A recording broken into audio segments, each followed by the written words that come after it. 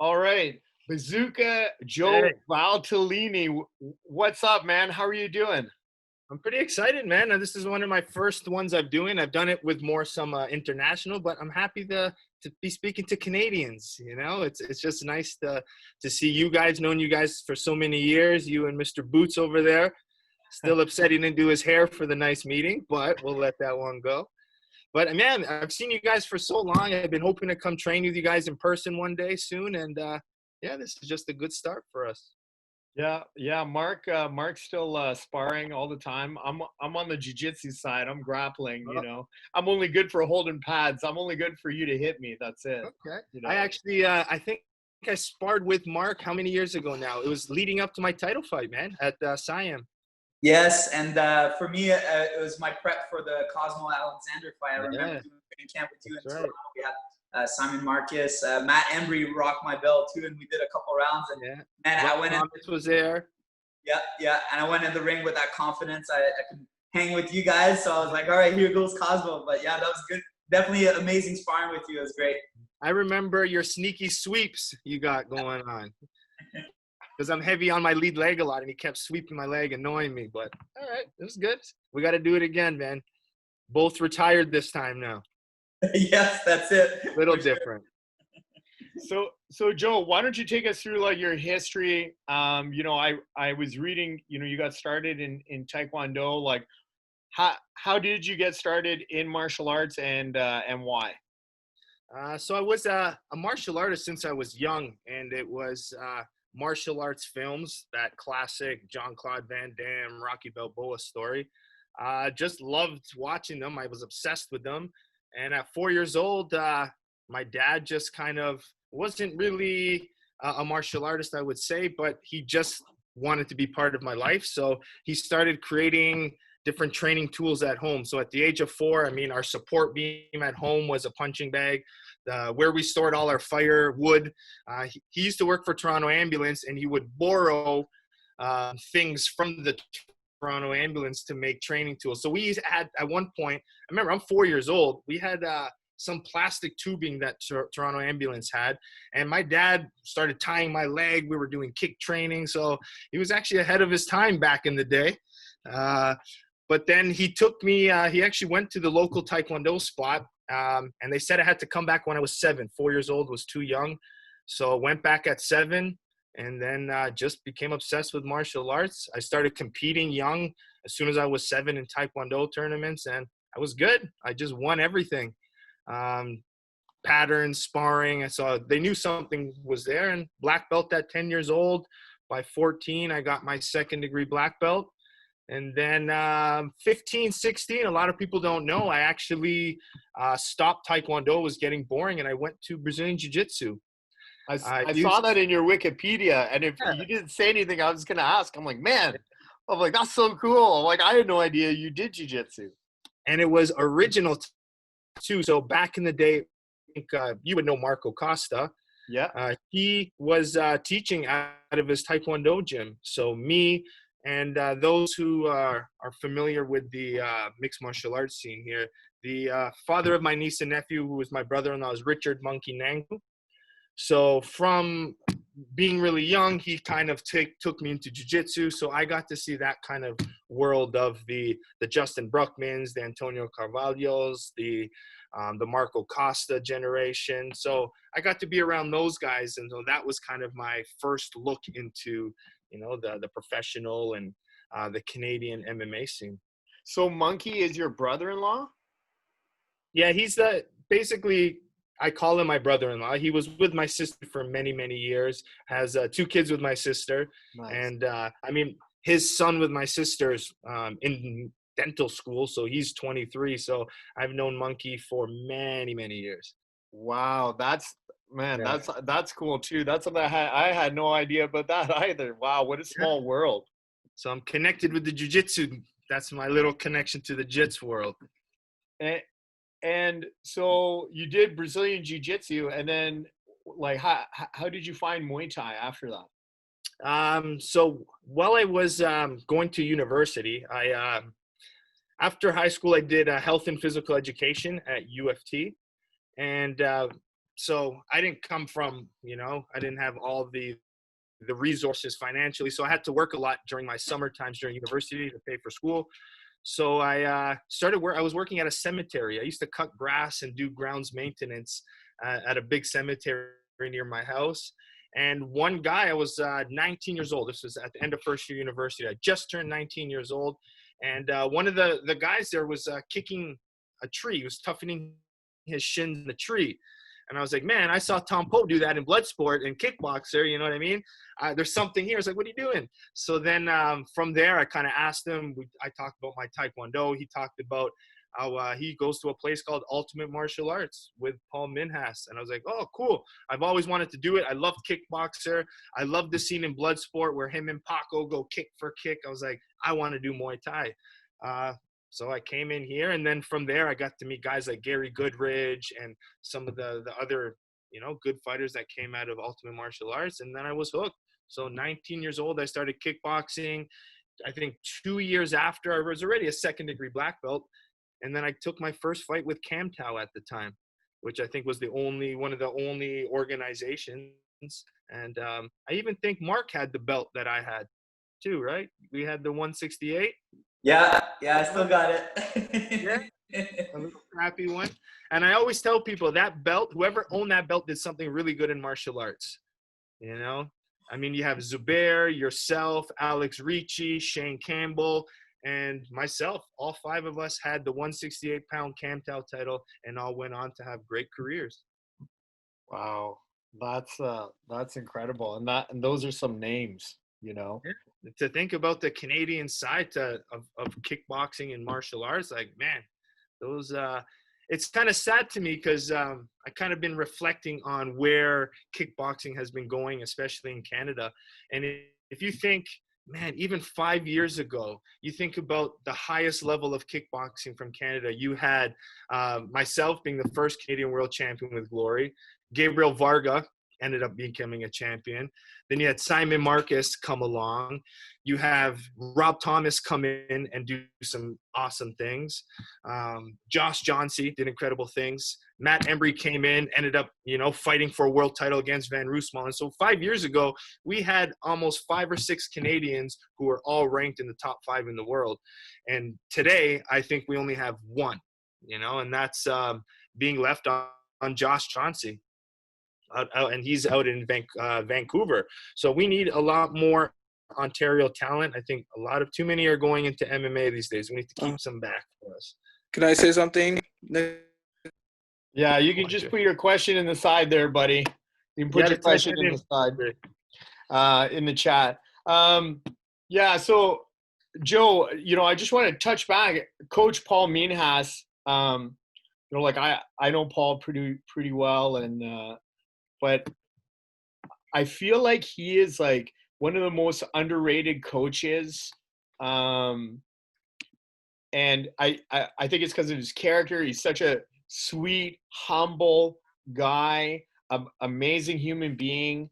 Can you tell us about your relationship with Paul and like growing up under, and learning either from him or his teachers in Ultimate?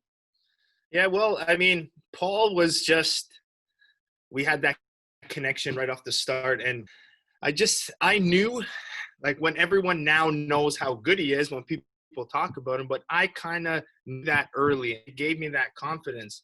I remember just when I got signed, we'll start back to my started my pro career. I started my pro debut against a world Sanchow champion. I only had 11 amateur fights. So every pro fight I had, I was a heavy underdog. I mean, from the world Sanchow champion, my second pro fight was Dorian Price, who ended up being really well known in the Muay Thai community, being on the Ultimate Fighter show. So that was my second pro fight. And then just from there, even from my start of my glory, but it was Paul's confidence in me that kind of let me take those big, huge fights. I remember a quick story. When I first got signed with Glory, they wanted me at Glory 5, and they asked me for Paul Daly, which great fighter, big name, fought in the UFC, big power fighter. So I'm like, that's a perfect fight. Then they ended up saying no to that, they moved me to 6 against Murat Durecci, who ended up being a more experienced opponent in kickboxing. Daly was more knockout, so even more dangerous.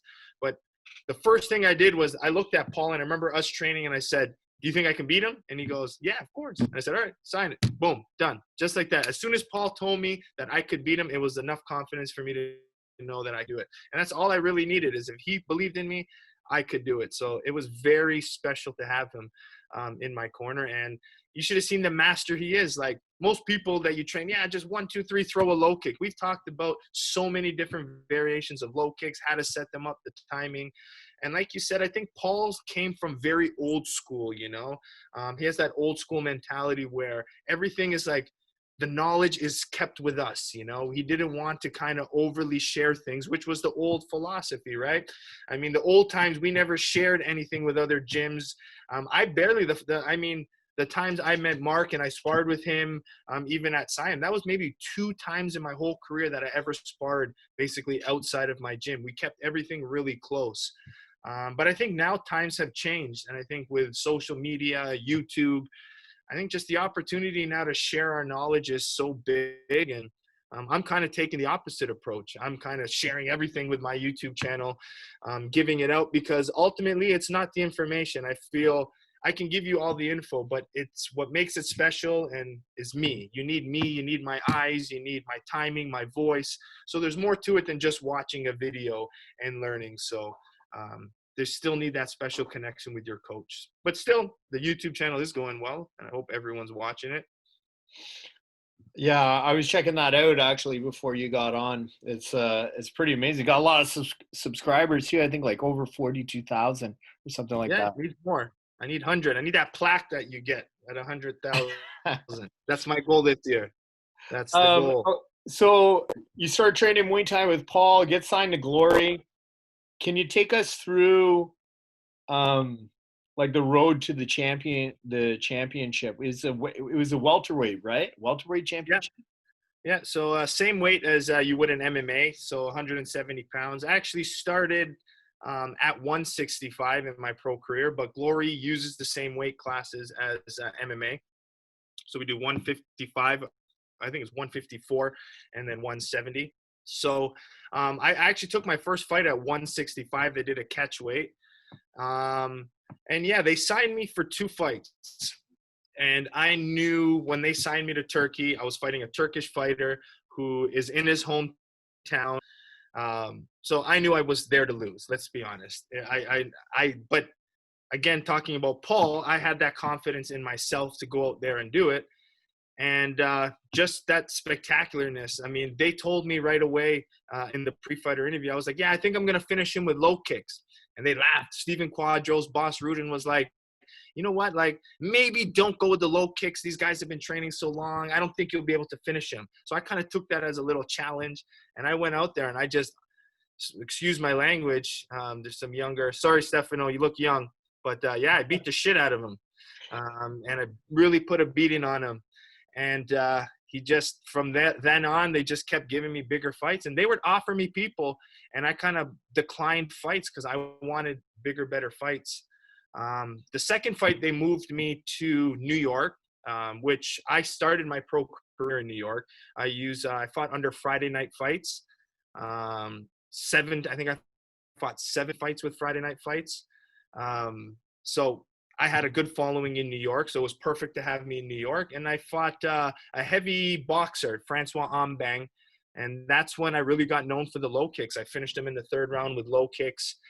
And that point now, it was the start of Glory wanting to build kickboxing in North America.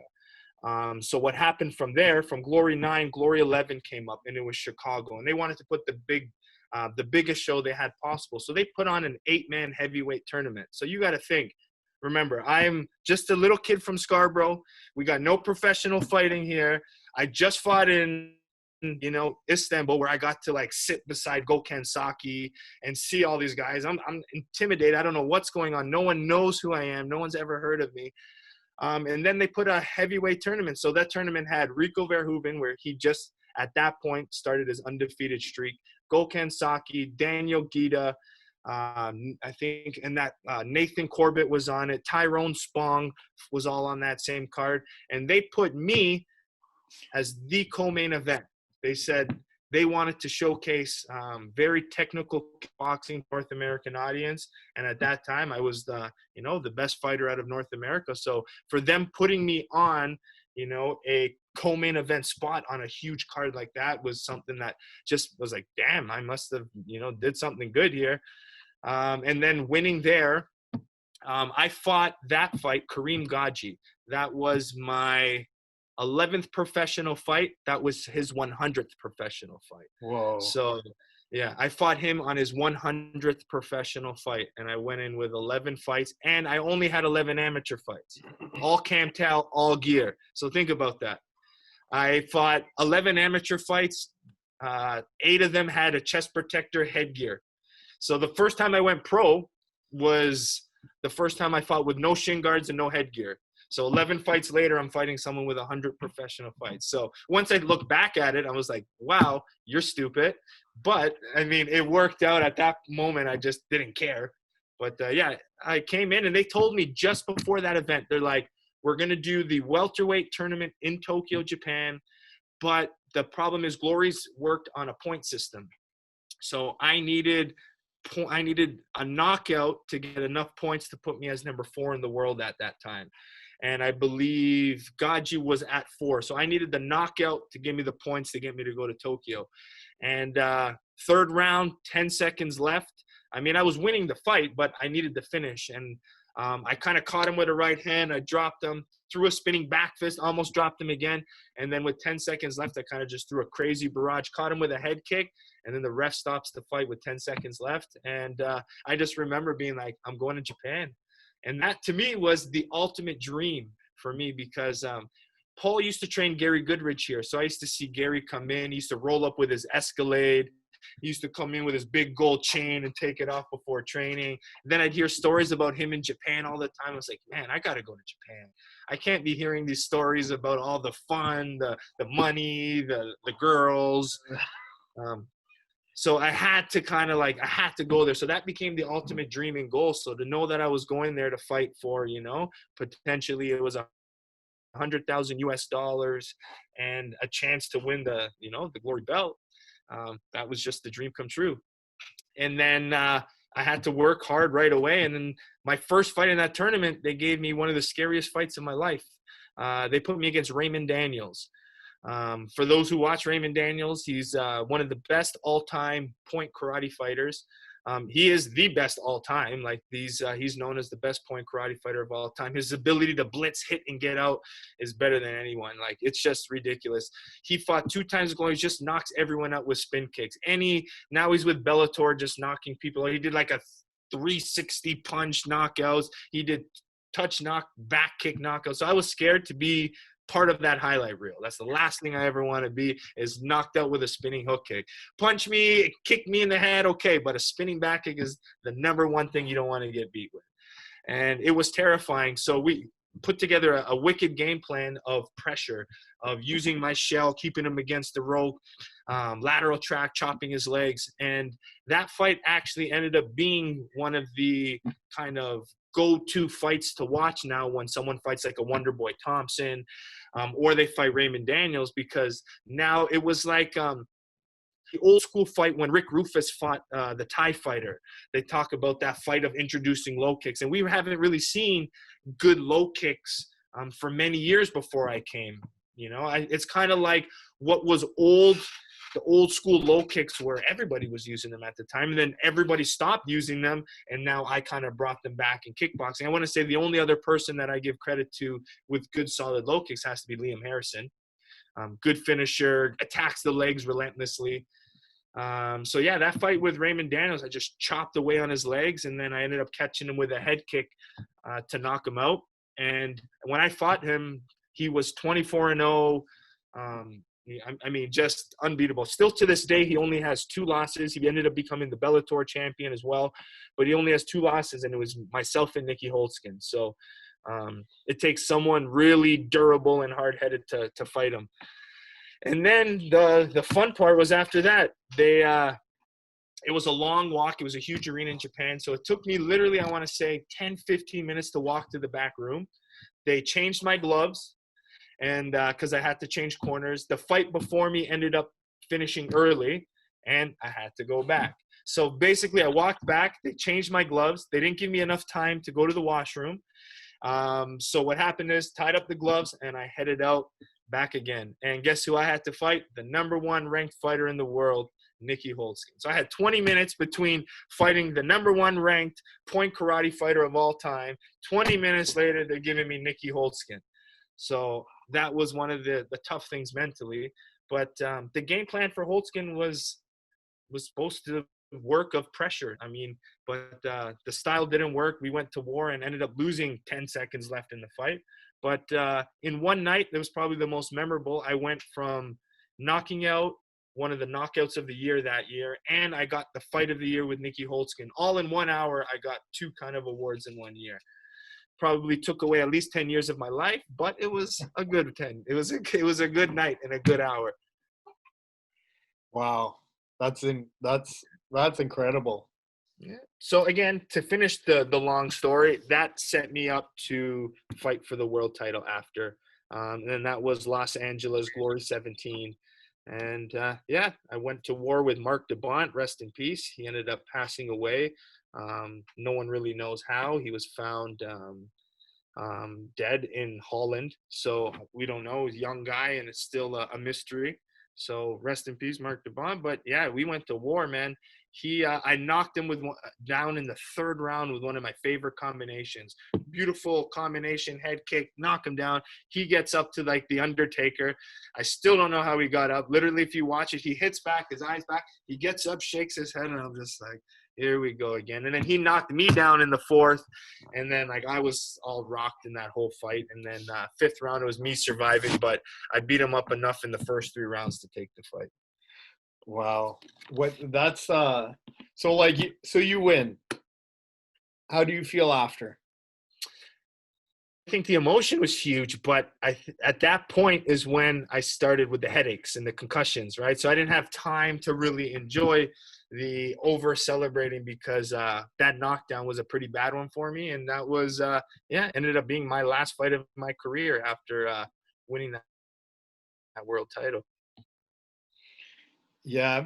So like, and you often hear this, how like fighters want to go back, I say that because of my partner in crime, Boots, always on me to get one more fight in. More. Have to talk him out of getting the fights in, and just moving on to like another stage in life or whatever. But like, Joe, you had an amazing career and rose fairly quickly, like from Camtown to pro, Friday Night Fights, Glory, bang, you're in there and you're moving like on up.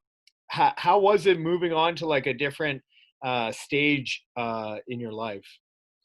Well, while I was fighting, it was I was a school teacher, so I had to literally work all day. I never had the luxury to like train during the day and then kind of, take a break, nap, and then train at night. Everything for me was very time efficient. So I had to maximize the time that I was training. So I basically would wake up early and I would go to school, not school, but I would teach at high school. I worked with kids with special needs. I did a lot with autism. I did a lot with autism, and I worked with mild intellectual disabilities, and I worked with physically handicapped children. So I worked with a whole wide spectrum of and taught phys ed to kids with special needs, and it was at a high school. So I would work, and at the end of the day, I would drive right to training after that. At that time, we had 2 gyms. So Paul had a location in Brampton and in Scarborough. So 3 times a week, I would literally have to jump on the 407. I'm driving to Brampton eating. I'd make it there at, 4:30, start training right away, and then go home right after, then start work again. So you got to think, some 8 weeks to a fight, you're fighting the biggest. It's not like I'm fighting someone what I'm not worried about. Like I'm fighting someone where I'm watching, and they got 100 professional fights. They fought legends of the sport. Like before I fought Derechi, he has a knockout win over Albert Kraus. He fought, big, huge names in the sport. So I'm like, if I watch and I think too much, I'm going to go crazy. I can't think of how good he is. So work was almost a distraction for me to not think about how crazy of a fight I'm going to get myself into. So I kind of waited till, people were like, oh yeah, you're going to Japan or you're going to Turkey to fight. I was like, yeah. I didn't think about it until I was basically packing to go. I didn't want to think about it because otherwise it would kind of drain me. I'd get too worked up, probably psych myself out too many times thinking about it. So I would work, then go train and come home. So it was really exhausting, especially when I had to cut weight because my walk around after fights would probably be about 195 pounds, 200, but I'm looking sloppy. And then I would cut my way down to the 170. So dealing with kids who don't want to listen, who have behavior issues, me not eating at school, still having to be energetic at gym class to play with the kids, driving, training, and having energy coming home. There's some days, literally, on Sundays during camp, like I could not get off the couch. And I'll be fighting in 2 weeks, and I'd have to lie to myself every day, being like, oh, I feel great. I was like, no, I don't. I really do not feel great. I'm so tired. I'm so malnourished. My face is sunken in because I'm so hungry. But you have to lie to yourself a lot of those times to kind of get yourself feeling good. But to continue on with what I did, I got lucky. Not lucky, I'd say it was a lot of hard work, but because of my university and always branding myself as an educated person, I always wanted to fight the stereotype of, we still got to think fighting is still not known to people. It's still not looked at positively. I still ask my friends' wives, and they're like, I will never let my kid watch MMA and UFC. I was like, okay, well, I still have, parents who are think it's the worst thing in the world to see UFC on, TV. So I still have to fight those negative stereotypes. So I always prided myself in being educated and being, not looking like the fighter. I don't have any tattoos. I never did the Chuck Liddell haircut when it was cool. I always had nice hair, and that kind of was my brand. You'd see this nice little pretty boy Italian kid with no facial hair, and then he would fight someone. I mean, when I fought Doran Price or Francois Ambang, like big, strong, black, ripped, muscular, tattoos everywhere, and then I'm just sitting here, this little, good Italian boy, mama's boy. Then when they see the mama's boy knock somebody else, they're like, oh, this guy's amazing. So that kind of helped me to kind of look at the mama's boy. So that led me into, while I was recovering from the concussions, to try my hand at commentary. So Glory 23, they sent me over to Vegas. I was actually vacationing in Greece at that time. I was in Mykonos. So I had to fly from Mykonos to Athens. Athens, I think, to Montreal. Montreal to Vegas. It took me like 35 hours to fly from Mykonos to Vegas to call Glory fights. But I did one show. I never heard back from them for 2-3 shows. And then they offered me a full-time contract to call fights. And I was like, so I could make more money, a lot more money, to do commentary, because now I'm working 10, 12 events a year and not just fighting. It's making significantly more money. I could be on TV more, get less hits in the head, so it almost ended up being the perfect segue in. It is a perfect segue when you think about the bigger picture, but for me, I really felt that I was really something unique in the sport, and I felt that I needed, another couple year or two to show that I could have easily been one of the greatest stand-up strikers on the planet. And I really feel that I still am, and it's just really hard for me to go out now. I'm such a better fighter now than I was fighting back then. I was a pressure fighter, stood in wars, took your pressure to come back. Now my IQ is through the roof. I can fight southpaw, just as good as I can fight orthodox. My boxing now is better. My eyes, my head movement. And I'm bigger and stronger than I was. So I actually think I'm way better now than when I was fighting. But I still wanted to show a little bit more, but I am blessed to have the position I am in now, because after, those 2-3 extra years I needed, this is the position I wanted to be in anyway, so it just started a little earlier. Yeah. How old are you now, Joe? I just turned 35. 35. I had to think about that. After what, like 30, you kind of have to scratch your head about it, think about it. And you cite being Italian, and we know the way Italian parents are, or at least me and you do. So how were your parents growing up fighting? I know my parents fought me tooth and nail. I was like committed. I'm like, I'm doing martial arts the rest of my life. I don't know how. I'm gonna figure it out no matter what I did. But I said I'm gonna do martial arts the rest of my life, and it was always a sticking point with me and them, and eventually got thrown out of my house because of it. But like, where were your parents at? Because some parents are great and they're like, hey, you know what? This is what he wants to do. We're there. We're with you. We're your support system. And some parents are just fighting you tooth and nail. No, we don't want you to. So I'm interested to hear the Italian parents here in the background. Yeah. So it was at Taekwondo, my mom was very involved.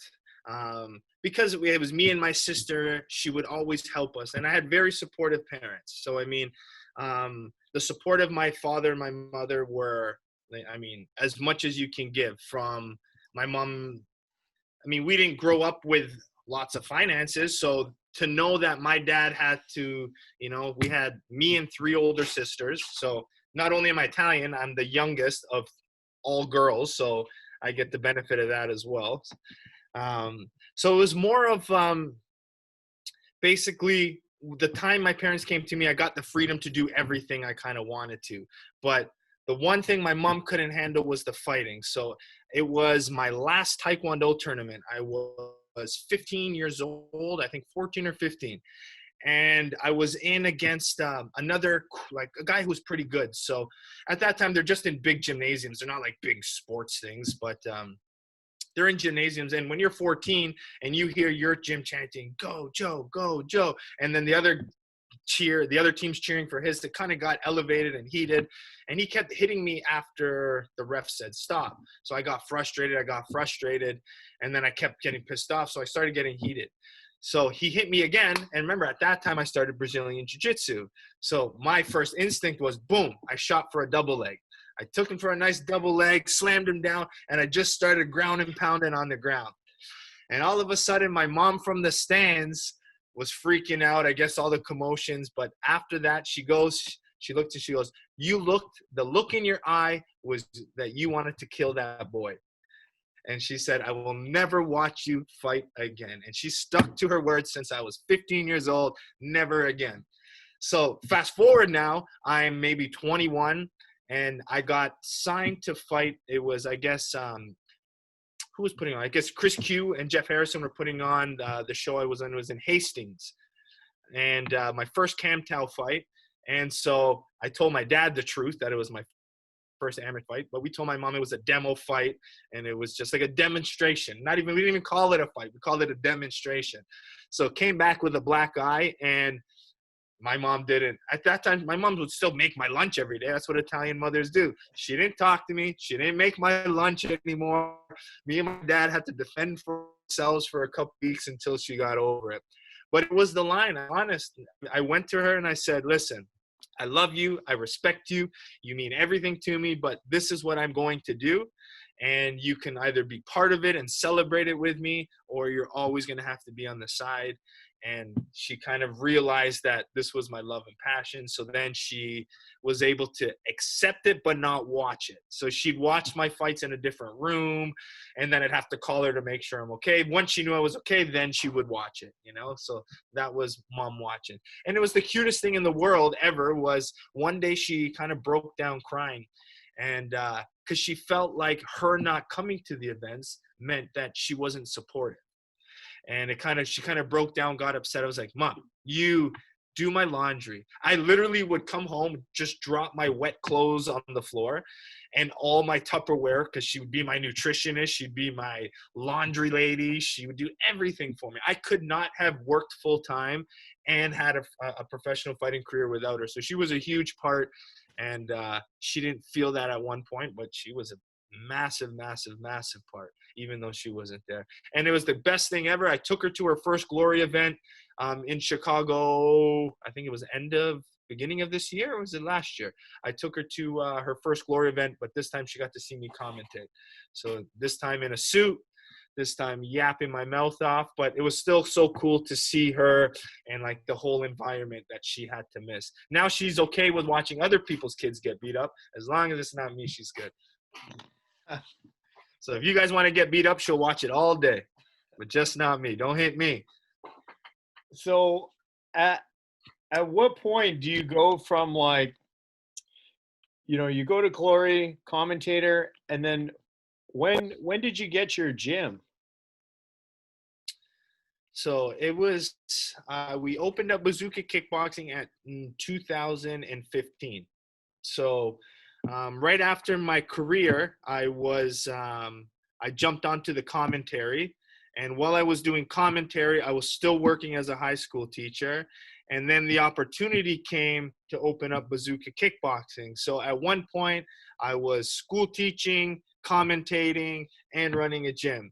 And it was all three things that I love to do, but when you put them together in one day, I hated every single one of them. Ended up hating the kids. I hated the gym. Commentary ended up being too much work. I didn't have a life at all, and it ended up being too much. So that's when I decided to take a 2-year leave of absence from my teaching job. So with teaching, you're allowed to take 2 years off, and then you can come back to your position. You don't get paid for those 2 years, but you get your position back. So I'm like, being a commentator, traveling the world is a one-in-a-lifetime opportunity. So I decided to do that, and then they continued to extend my contracts, and then I permanently left teaching maybe about 1.5 years ago. So now full-time is with Glory and my gym, which ends up being perfect. And now I'm mixing in more with the coaching now. A lot of guys now with the rise with the kickboxing have been coming to train with me. I mean, even last camp, I had Kelvin Cater come through, who had a big win against Jeremy Stevens. So a lot of UFC guys, John McDessie has come by recently, Glory fighters. Even at my gym now, I mean, we have coming soon, I have like 4 or 5 guys they'll be training for big fights coming up. So it keeps me busy. But I think my next goal, my next check mark of the list is to have an MMA UFC champion. I want to be part of that growth in someone to become a world champion. So that's my next step. That's awesome. And that actually moves perfectly into I got 2 or 3 more questions, and then we'll open up the questions to anybody who's watching. And guys, if you want to put your questions in on the side in the chat box there, and then we'll get to it shortly. I have a couple questions. I saw a video of you not using running for cardio. I didn't watch the video, but just in the research that I was doing leading up, to talking to you tonight, I was looking for some unique things, that I didn't know about you. Like, I didn't know you did Taekwondo. I didn't know you were a teacher as well, and doing all those things at the same time, and I was interested in hearing about your thoughts, from a coaching perspective or even competitive perspective about not using running. Yeah. So you always think the first thing you learn, fighters run. You wake up in the morning, you wake up early, and you run. Which, I mean, I get why people do it, but I'll get to the story of first year university. First class we take is exercise physiology. And the professor starts talking about energy systems. So once I started realizing that, okay, we have different energy systems and you need to train a way to hit that energy system in order to perform better at your sport. So I sat there, and I was fighting amateur at the time. I'm like, I'm fighting 2-minute rounds, taking a minute off, 2-minute rounds, taking a minute off. That's 6 minutes, and I got a minute off between each fight. Why am I doing a 10K run? I'm like, I work full time. Where am I going to have time to run 10K and do all of this extra training? So once I learned about energy systems, I was like, if you're, Usain Bolt, he doesn't run marathons to be good at a 100-meter sprint. He does his sprints. He does intervals. There's times where he's only running, the first 10 yards, and then he runs 50 yards. See, maybe he does a couple laps to kind of warm up his legs, or he might run to kind of clear his mind, active recovery. But to use long distance running as a form of training to increase your conditioning for fighting, from a science standpoint, doesn't really happen that way. There's benefits of it, they talk about hardening the bones, strengthening the mind, meditation, weight loss for training.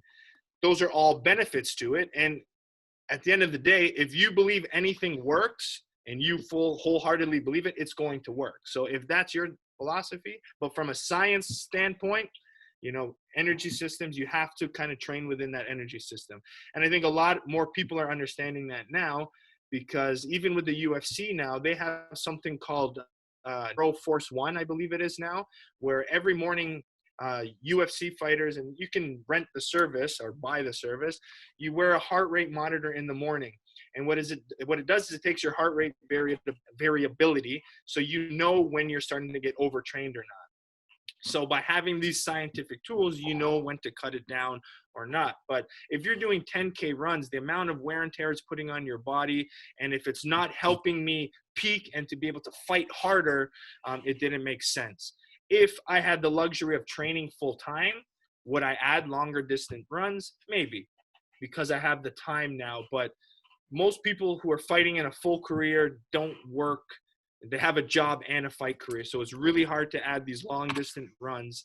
Me personally, if I'm going to do something long distance, I would much rather do 10 rounds on the bag. At least I'm practicing the skills, my technique that's going to help me for fighting, rather than that steady pace, 2-hour run. It's, to me, it totally defeats the purpose. The risk versus reward isn't there for me. But like I mentioned before, does it work? Yeah, for sure. I would much rather do sprint intervals, Tabata styles, and more higher interval stuff. And to me, that translates better. But I know some UFC coaches who tell their fighters, they say, no running, no fight. That's how much they believe in it. So there's got to be some sort of, positivity to it. And like I said, I think if you believe it works, it works. To me, again, I would much rather, looking past on my career, I don't even know how long a 10K run takes. That's how much I don't run. So say it takes me an hour. I would much rather do 30 minutes of bag work at higher intensity and spend 30 minutes doing yoga and stretching. We don't stretch enough. Our body's so tight. I mean, that hour is so much more valuable, high intensity and stretching, rather than a steady pace 10K. So maximizing time to get the best benefits, I think, is the most important. What are your thoughts on weightlifting, on weightlifting as a part of your program? Big believer in weightlifting, huge. And I want to say I was one of the first, I can claim being the first, but I'm sure people have done it. But in kickboxing, for some reason, no one was really using strength and conditioning. We saw it a lot in other sports like football. We saw it slowly getting into wrestling and MMA, but kickboxers weren't using it. I mean, George St. Pierre was one of the first few guys that you saw him doing Olympic lifting. You saw him doing track workouts and trying to changing up his routine. So, I mean, hold on a second here.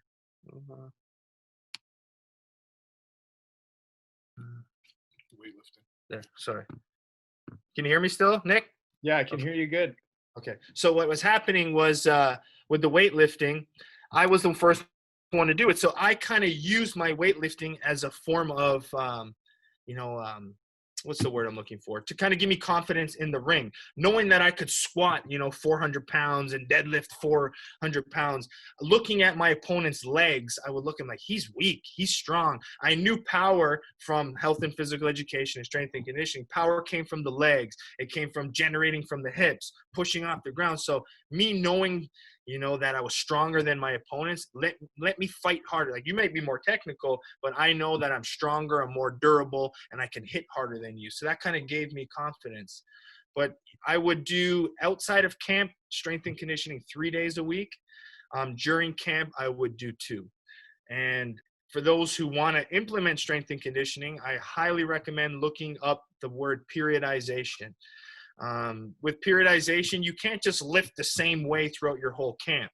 there's phases. So right after a fight, you go into something called the hypertrophy phase, which is you want to get as big as strong as possible, right? Because in this 8 weeks now, you're going to lose a lot of strength because you're cutting your weight, your calorie restriction, you're not lifting as much.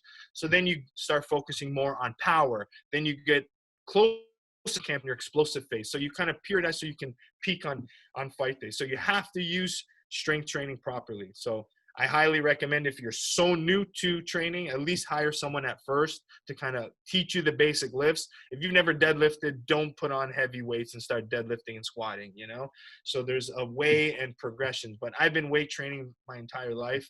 And to me, I'm a big believer in it. What it does also, it helps strengthen your joints. It helps strengthen the ligaments. So if I'm squatting, it's strengthening my back and my knees and all my ligaments. So now, if I get hit, maybe my knee is now strong enough to take that force, where maybe if I wasn't strength training, that may have been enough to kind of hurt my ACL, my MCL, so that strengthening, it kept me pretty injury free. Outside of concussions, my body has been perfectly fine. So, I kind of really credit strength and conditioning to keeping my body nice and strong. I would have added more yoga, to be honest with you. Now that I've been really into stretching and mobility, and I would have added a lot more of that. So last question from me before we start taking questions from some of the other people here. What was it like being on the Joe Rogan podcast? Yeah, that was honestly still like winning a world title to me. I think I got more popular after being on his podcast than actually winning the damn title. But just amazing. It was one of the best experiences I've ever had in my life. Just meeting him.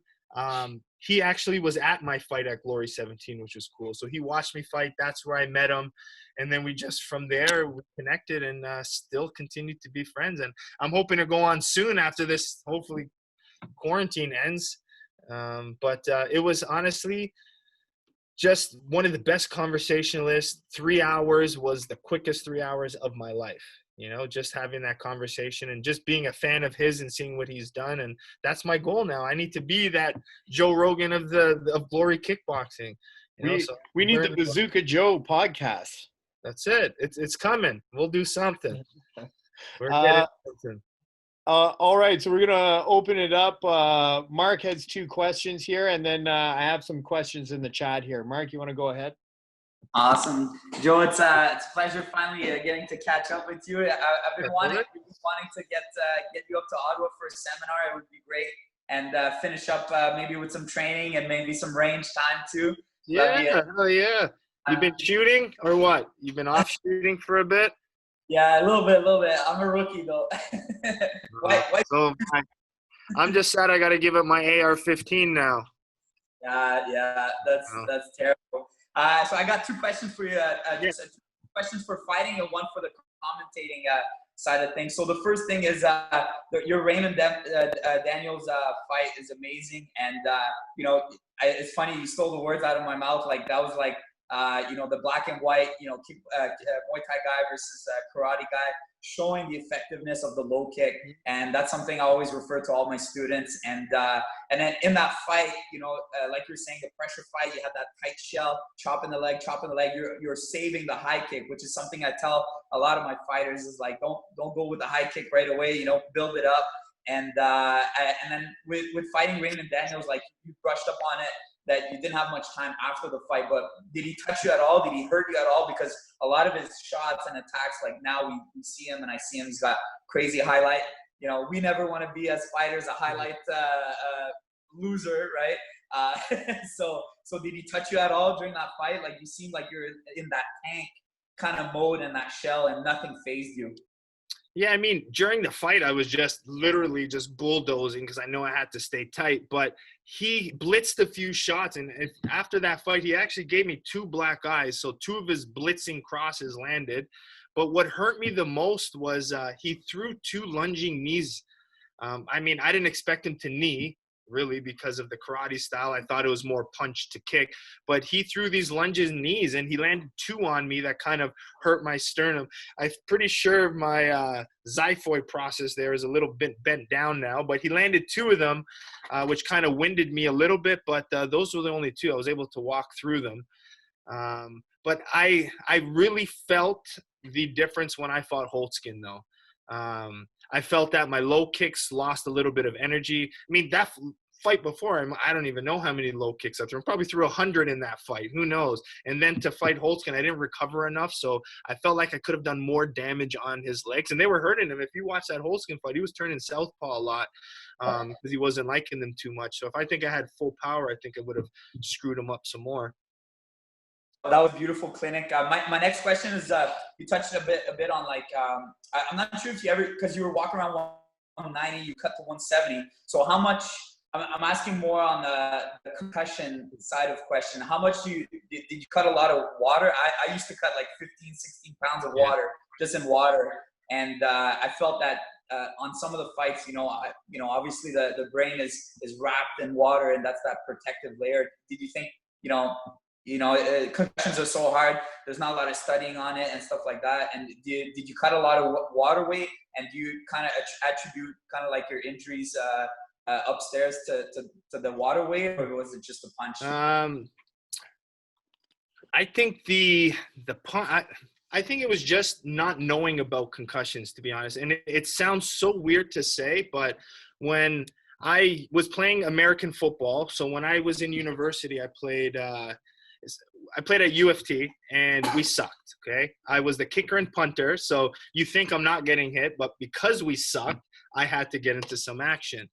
So I ended up getting a concussion from football. They blocked the punt, then they smoked me from the side, and I got rocked. And then I was kind of like we tried to go on a pub night after to drink, and I couldn't drink anything. I just felt sick to my stomach, nauseous, and not good. But 2 weeks later, I had another Camtel fight in Niagara Falls.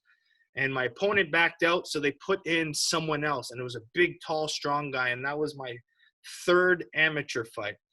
And I took the fight anyways, fought the guy, but I ended up rocking him at the end of the first. And then at the end, the ref kind of bear hugged me to kind of stop me. And then he punched me 2 times after the ref said stop, and he snapped my head back. And I basically was out at that point. And I just had a concussion, a week ago with one, I would say less than 2 weeks between those two. And I ended up doing that fight and whatever. But after, I couldn't get I just couldn't clear my head. I didn't know what to do. I was like, man, every time I spar, I'm getting jabs and I'm getting a headache. I don't understand. But this was only, I would have been 22, 23. So less than, maybe 10 years ago, 12 years ago, we knew nothing about concussions. It's still so new. So me getting hit in the head, throwing up after, fighting a week later, now we know you get a concussion, you're not fighting for months after. You need full recovery. We need to be monitoring your heart rate, fish oils, CBDs, keto dieting. There's so many things we can do. But I went right back into training, right back into sparring, right back into that amateur fight. So 2 back-to-back concussions, and then I couldn't really heal from it. And so I was like, man, every time I get jabbed, I'm getting headaches and sparring. I wasn't sure. And then my strength and conditioning coach and my best friend Costa, my manager as well, he's like, maybe let's try drinking more water. So during training, then I would drink more water and actually help the headaches. So I was like, okay. So then I started realizing that, the fluid was an important thing. But when I fought, I tried to make 10 to 12 pounds of water. I tried for 10 pounds of water. Okay. Only once I fought Muay Thai in America, and I fought a UFC guy, Mehdi Baghdad. I don't know if you guys know him. It was a full rules Muay Thai fight. I had to fight at 160 pounds, never done it. And I did about 17 pounds of water, 15 to 17, and that was way too much. Yeah. And so that was the most I've ever done, but I always started my weight cut 8 weeks out, and I was routine. I do 1 to 2 pounds a week, slowly bring it down to 10 pounds of water 24 hours out. But yes, would I relate it to my injuries now? Maybe. I just think it was more not understanding the protocol of how to recover back from them. Even right after my time in Tokyo, after my loss to Holtzkin, I was like, damn, I'm pissed. I need to get better. So what did I do? I started going boxing. And who did I get to boxing? I went with Canada's best boxer. I went with Steve Rolls. So I was going with Steve Rolls, who ended up fighting Triple G last year.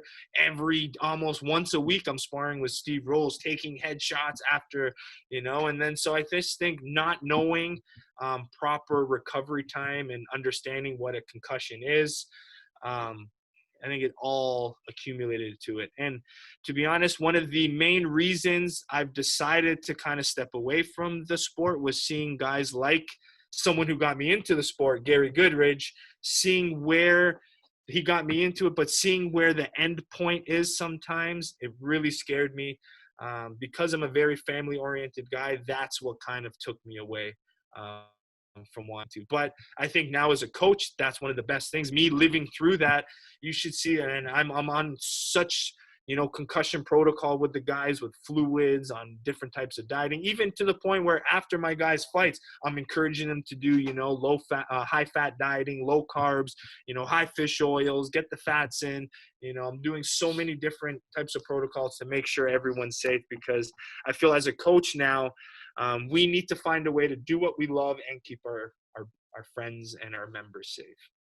Definitely. Yeah, that's pretty much the same path that I was on, that not knowing a lot and just, I'm puking every morning and I got dizzy spells when I lie down on my back. Probably going to do 10 rounds of sparring tonight. All good. But are you still, how are you now? You've any lasting symptoms, or are you okay? No, I'm good. I'm good now, but it would, Nick had a big help of kind of putting on my head right and being an angel over my shoulder and pulling me away when it was time. So I told myself when I had my son that I'd stop fighting, and I'm sticking to that promise. So yeah. I mean, you can probably speak for it. Did you know what concussions were? No. You were even you were at a point where like I was following your path, so you were even before I was. So probably even newer to you. Yeah, for me it was super similar as you. I call it like stack concussions. From a fight, the sparring with the headgear, just the over sparring, like sparring every couple of days. I was just like sparring crazy. I gotta spar. Just the stacking of fighting, concussions, and so on and so forth. The recovery was really bad for me, and similar path as you. We didn't know much about it, and it is what it is. But like you said, it's great to be good coaches now and protect our students and our fighters. Absolutely. My last question, Joe, was about more of the commentary. I know that a lot of people probably think, or maybe I don't know if people think that, but you just show up at the fights and blab your mouth. But there's a lot more to that. Obviously, you're traveling, and it's pretty cool how you probably got to study so much of these guys before they fight. You probably dedicate a couple hours here and there about knowing their fighters, know what to watch for. What are the things that it's kind of cool, because it's your job to study the top fighters in the world in kickboxing. And what's your favorite thing about the commentary gig?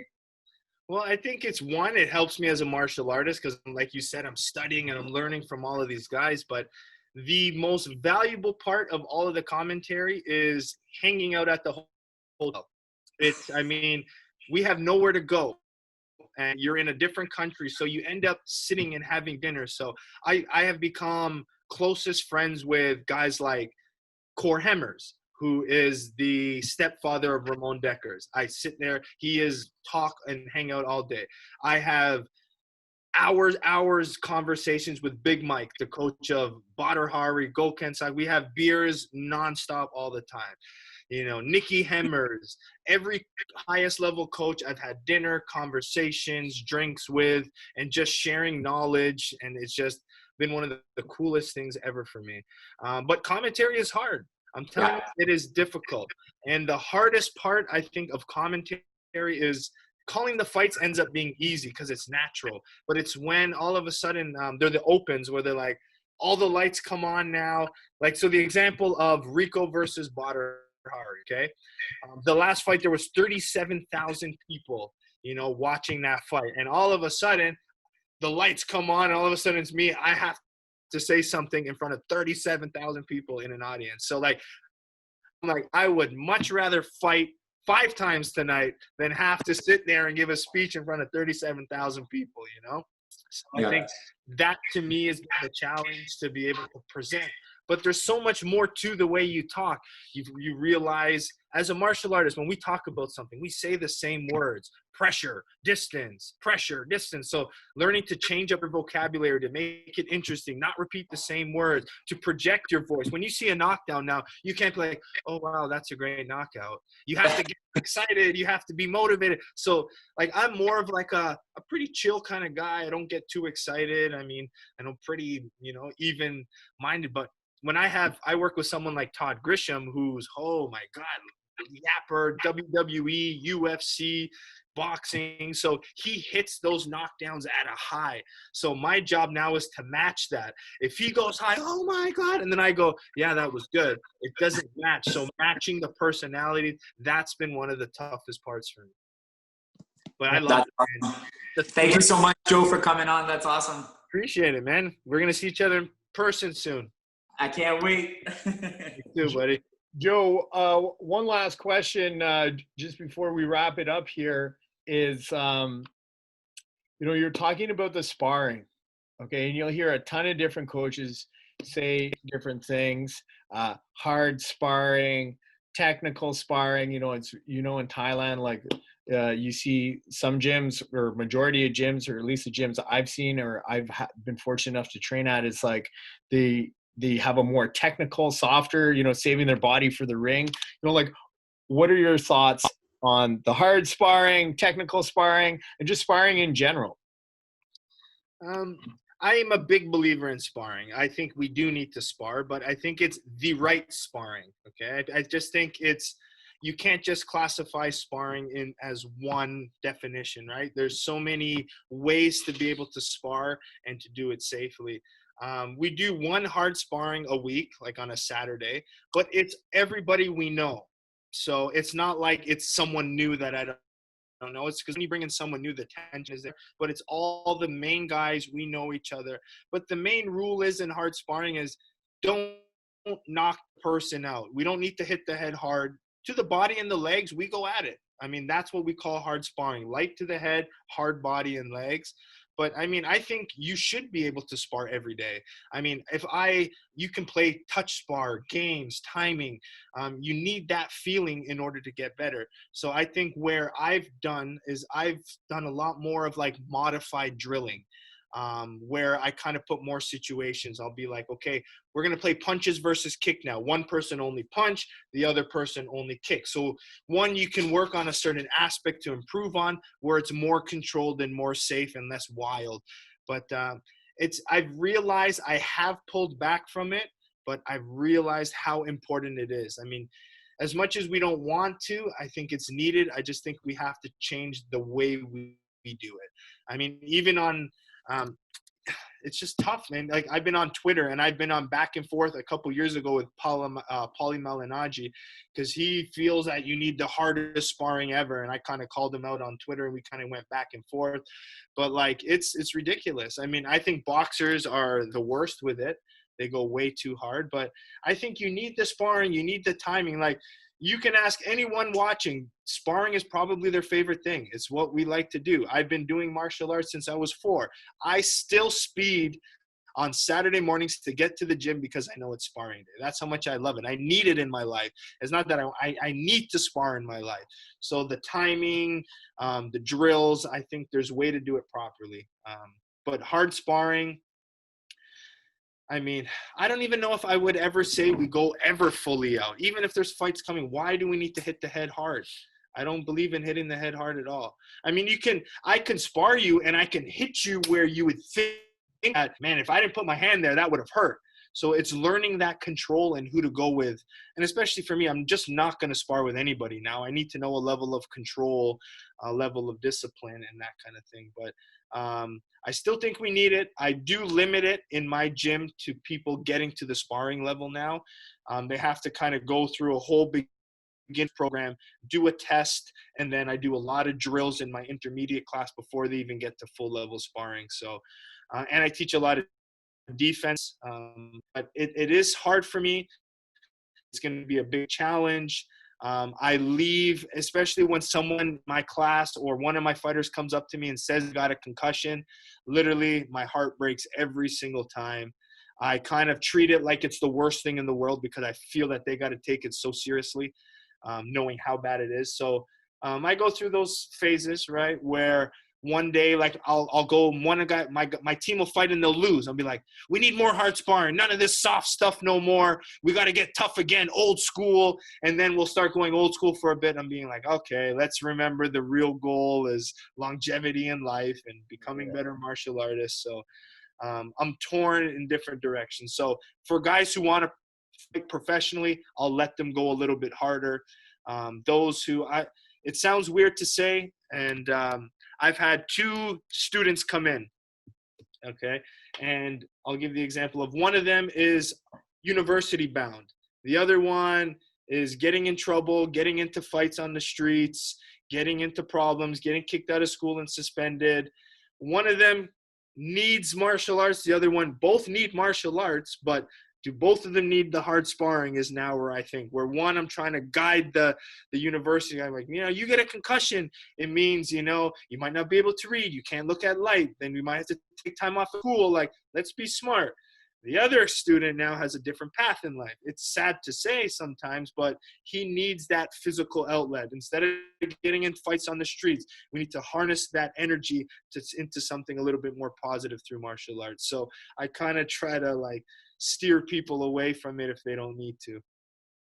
That's awesome. Well, thanks so much, Joe, for spending, the last hour with us and telling us about your life and all your experiences. It's been, a pleasure, and, just hearing about your work ethic and everything like that, and hearing your story, man, it's really inspiring. So thanks for taking the time with us all tonight. So on behalf of everybody, thank you very much. Appreciate it, Nick. Thanks, Mark. No problem. Thanks everyone for coming in and listening to me rant and talk and babble Bye. on. Hello. So hopefully I get to see everybody. I don't even in person. I'll make it my duty to come out and hang out with you guys. I have a question. Quadra, you have lots of questions, buddy. You can ask me a lot another time too. Thanks so much, Joe. Take care, eh? Thank you, everybody, for coming. Guys. Thanks everyone for coming.